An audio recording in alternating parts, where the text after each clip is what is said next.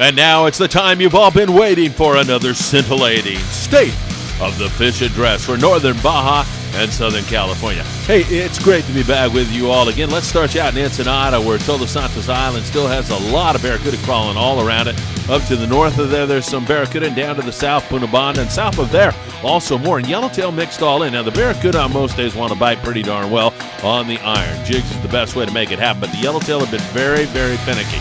Around the University Point area, also down there in Northern Baja, we continue to see a fair amount of calicos starting to come out as water temps are finally starting to get right. San Diego area, yellows and barracuda down there, but reluctant to bite for the most part.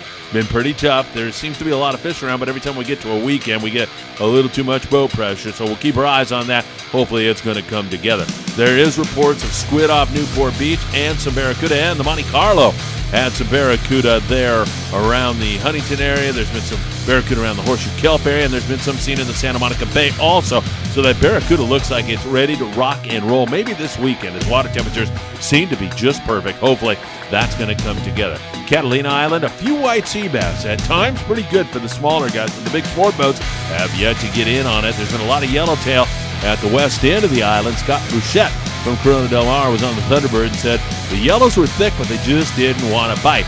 Keep our eyes on that for you. Also, Clemente and Nicholas, good rock fishing going on out there. Santa Monica Bay, the tradition with the first calico bass along the kelp. Maybe a signal things are going to come together. 64-degree water up there.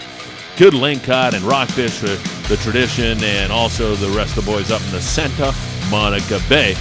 Again, that fight has been going along well. And up there in the Channel Islands, good rock fishing also. A reminder, we're going to be on the tradition on Friday on May 18th, 6 a.m. departure. And it's the same $60 fishing with Bill. A lot of raffle prizes, a lot of good fun. And, of course, every single weekend on the native sun, including this weekend, we're going twilight fishing Friday and Saturday nights. That's right, 6:30 to midnight. Always a thrill to go fishing with Bill on those twilight trips. So we've been having a lot of fun. All right, we'll watch it all very closely. It does seem like things are trying to come together right now. We're getting good surface indicators. We've got warm water, got a lot of bait around. That's looking good. Also, it's worth mentioning the orcas that have been around town here recently, especially around the Palos Verdes Peninsula.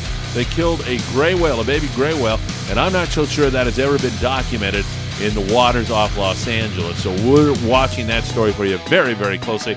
And the Redondo Special, her crew and passengers were watching killer whales kill sea lions, eat them on Thursday. It was quite a show there near Rocky Point.